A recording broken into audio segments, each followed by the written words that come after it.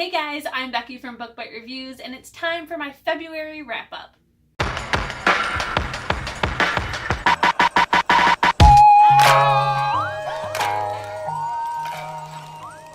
Now usually for my wrap-ups, I usually start with the first book I read and end with my most recent read of the month, but I have decided to do it a little differently this time and do it by my star ratings. And it's going to start with what received the least stars all the way up to what received the most stars. So this month I did have a overall pretty good reading month. I had 1 DNF, 1 1-star, 2 3-stars, 1 4-star, and 5 5-stars. So we will start off with what I ended up DNFing this month, which was just one of them, and it was Halo by Alexandra Adornetto. This was my husband's pick this month because I have book 2 on my shelf and he wanted me to read that, but of course I'd have to read book 1 first.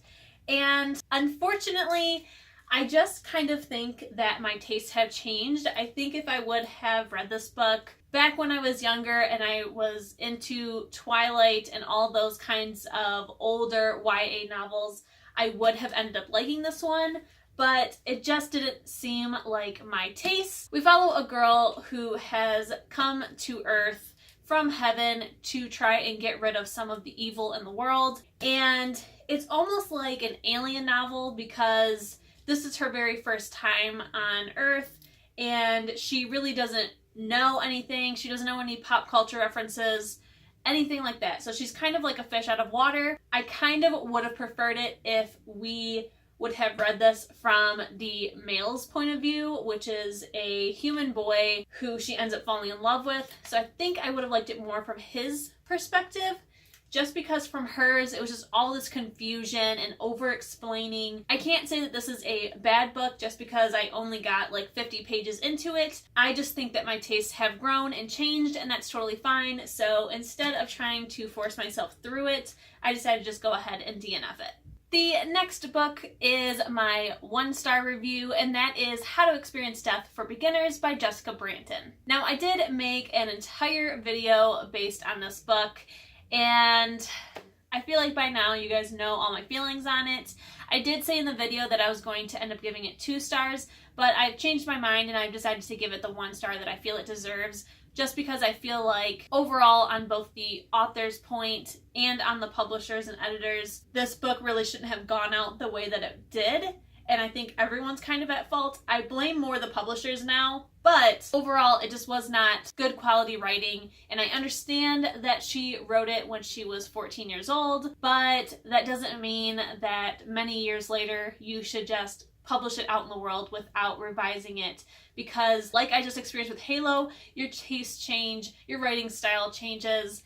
Everything changes as time goes on, and for that long of a period to just publish it and hope for the best, I don't agree with that. So I've decided to give this a 1-star review. If you want to hear all of my angry thoughts and all of my feelings on this book, definitely go ahead and check out that video. I will try to put it right up here at the top of this video if I learn how to do that. Otherwise, it will be in the description bar. So now on to my 3 stars, because I did not have any 2-star reviews this month. And the first one is Conversion by Katherine Howe. This book I feel got a 3-star just because I still don't fully know how I feel about this.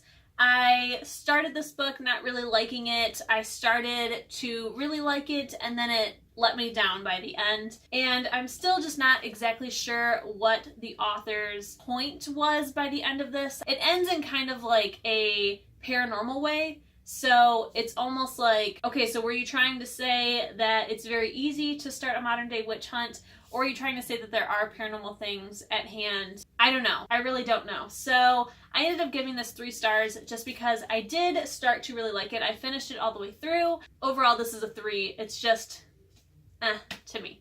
My other 3-star rating was Narwhal, Unicorn of the Sea by Clanton. This one is a juvenile graphic novel, and it wasn't anything that was wrong with it of why I ended up feeling kind of about it. I just feel like this graphic novel, although it is for juveniles, which usually means school-aged children, so like elementary aged, I do feel like it was a little bit younger and kind of like a beginner graphic novel, which is totally fine. It just wasn't up to my taste. It was a little too juvenile for me. So it was really cute and I would definitely suggest it to kids. I just didn't love it as an adult. Next up is the book that I gave 4 stars this month, and that was Moonstruck by Grace Ellis. This one is a teen graphic novel about a paranormal world, and we follow this group of friends who go to a magic show, and the magician is stealing paranormal's abilities and turning them into normal humans. What I really did enjoy about this book is that I really loved the art style of it, and I really love the representation that is in this book. So we do have a lesbian couple, we have a character who is gender fluid, and we have many other characters who have different sexual orientations, as well as stretch and broaden what a gender norm means, and that there are no gender norms. So the only thing that made me not give this a 5-star review is the ending. I really enjoyed it. I thought it was cute, but by the end, I felt like it really let us down. There was this big moment where we unveil the bad guy and find out who he is, and we don't really get an explanation on how all the paranormals got their powers back. It just happens and then it ends. So I felt like the ending was kind of a cop-out. It was a little cheap and I didn't really appreciate it. I think overall the point is to be having these representations in graphic novels and in literature like we should. So I feel like this book is a pretty good teacher on if you have questions about what certain things mean. I think it does a really good job with representation and explaining what those words mean. But for me, I was really in it for the storyline and not so much the explanations because I already know what those things are. So for the story to let me down, that kind of sucked. I do really love that it does have these representations in it, but the ending was just such a cop-out. And now we have my 5-star ratings for this month. So the very first book that I read and gave a 5-star this month was Harry Potter and the Chamber of Secrets. Every month I am reading one of the Harry Potter books, which I have never done before. I have read book 1 quite a few times, but after that it is my very first time. So this is the first time I'm reading Chamber of Secrets. And I have to say, you guys, I am really enjoying it. So far we have had a few more differences from the movies, but I think it's really going to dive deeper once I get past book 3, because that's when they really start to get a lot longer, whereas the movies stayed about the same length. So there has to be a whole lot that it cut out. I still really loved it. It's so magical. I'm so happy that I decided to start reading the books, and I cannot wait to start book 3 in March. The next 5-star that I gave was to my Rub Club pick, and that was All Rights Reserved by Gregory Scott Katsoulis. This one is about a world where everything you say and express has a copyright and you are charged for it. So we have this girl whose best friend has committed suicide because he cannot deal with the crippling debt anymore, and she has decided to take a vow of silence. So this is kind of a dystopian, maybe like very subtle sci-fi, I would say, and I just really enjoyed this. I'm so happy that this book was picked for me for my Rub Club volunteer program, because I would never have picked this book up on my own, and I just really enjoyed it. It really does make you think, and the things that happen in this book were just really heartbreaking, and I just loved it. Next up is Amulet Volume 1 by Kazu Kibuishi. This is another juvenile graphic novel, and it follows a brother and sister who get taken to a different world and have to follow the amulet and what it means to be the Stone Keeper. I was just completely blown away by this graphic novel. I think what has shocked me the most about this is just how dark this is. I really think that it's more geared towards tweens, but it deals with some pretty dark topics, one of them being losing a parent, and on page 2 I was already tearing up. It is a pretty intense graphic novel. It does have a pretty big cliffhanger. I'm just really enjoying it. I also really like the art style in this one as well. My next 5-star should not come as any surprise, and it is Legendary by Stephanie Garber. This one I read for my book club that I run. Holy cow, you guys, it was so good. If you have read Caraval, but you have not read the sequel, which is Legendary, you need to get on it. I personally did not love Caraval. I liked it. I enjoyed it. I thought the world building and the visualness was amazing, but I just wasn't over the moon for it. I put Legendary as our book club pick because I have a hard time continuing on with series, as you guys know. So I decided that we would go ahead and read the second one as well. And I'm so happy that I did, because I think if this wasn't a book club pick, I don't think I would continue on with the series, just because I didn't absolutely love Caraval, so there was nothing pushing me to go ahead and pick this up. But I'm so happy because I enjoyed this one so much more than Caraval. We follow Donatella in this one, which is Scarlet's sister, who was the main character in Caraval. And I didn't really care for Donatella in Caraval, but following her and getting her perspective, I absolutely love her, and I think that this was just outstanding.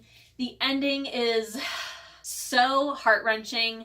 I describe it to everyone as if this book ripped your heart out and stepped on it in front of you, and when you read it, you understand, and I cannot wait for May to come sooner, when we can finally read the last installment and figure out what the heck is going on. Oh my goodness, you guys, it was just so very good. Like I said, if you have not picked this one up, you definitely need to.